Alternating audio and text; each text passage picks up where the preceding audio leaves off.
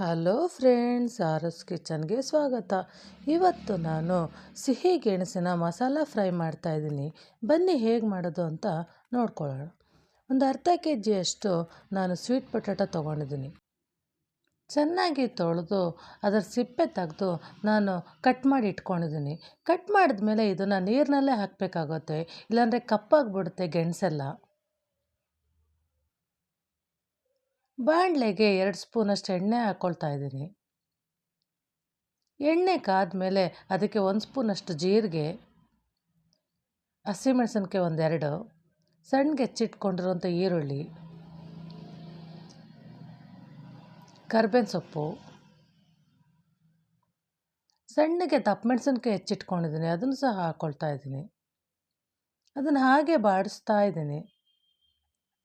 ಸ್ವಲ್ಪ ಬಾಡಿದ್ಮೇಲೆ ಅದಕ್ಕೆ ನಾವು ಹೆಚ್ಚಿಟ್ಕೊಂಡಿರುವಂತಹ ಗೆಣಸು ಹಾಕ್ತಾ ಇದ್ದೀನಿ.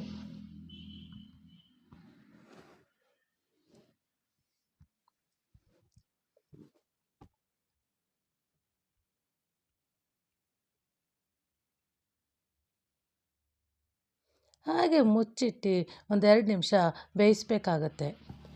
ಅದಕ್ಕೆ ನಾನು ಶುಂಠಿನ ತುರಿದಿಟ್ಕೊಂಡಿದ್ದೆ, ಅದನ್ನು ಹಾಕ್ತಾಯಿದ್ದೀನಿ. ಇದು ಆಗ ಕೈಯಾಡ್ತಿರ್ಬೇಕು, ಇಲ್ಲ ತಳ ಕಚ್ಕೊಂಡ್ಬಿಡುತ್ತೆ. ರುಚಿಗೆ ತಕ್ಕಷ್ಟು ಉಪ್ಪು ಹಾಕಿ ಮಿಕ್ಸ್ ಮಾಡ್ಕೊಳ್ತಾ ಇದ್ದೀನಿ.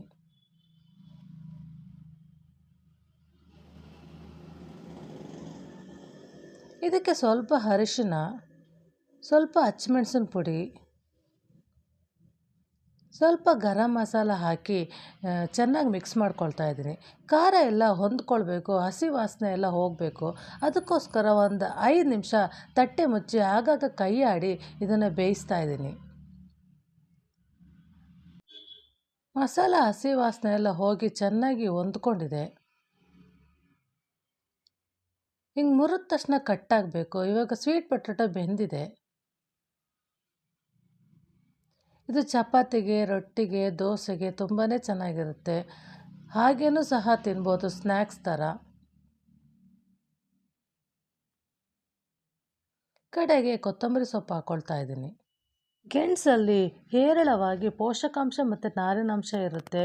ವಿಟಮಿನ್ ಎ, ವಿಟಮಿನ್ ಸಿ ಮತ್ತು ವಿಟಮಿನ್ B6 ಇರೋದ್ರಿಂದ ಮಕ್ಕಳಿಗೆ, ದೊಡ್ಡವ್ರಿಗೆ ಎಲ್ಲರಿಗೂ ಒಳ್ಳೆಯದು.